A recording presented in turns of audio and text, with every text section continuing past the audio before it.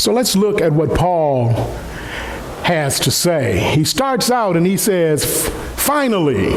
So he's letting his readers know that all that stuff I've talked about, grace and salvation and the family, now we're getting down to the end, finally. And then he says, be strong.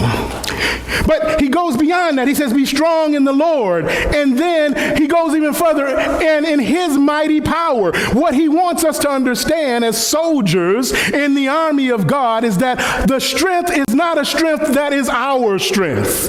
The strength is not a strength that comes from someone else. The strength is not a strength that comes from a president or a potentate or a king or a queen or a prime minister. It is a strength that doesn't come from a government. It comes from the Lord. And so he says, be strong, but not just be strong in the Lord and in his mighty power. Then he says, put on all of it, the full armor of God, that you may take your stand against the devil's schemes, because he wants us to understand this is not a normal battle.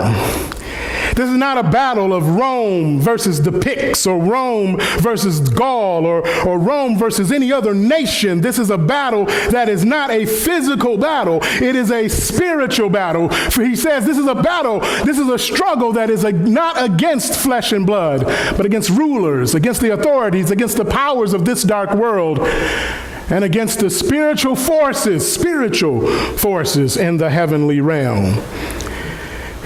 You see, this battle is a battle that all of us have to fight when we give ourselves to Christ, because the devil is angry. And he will constantly fight and push against us to get us to say, it's not worth it. Well, before I go any further, I want you to know it's worth it. Amen.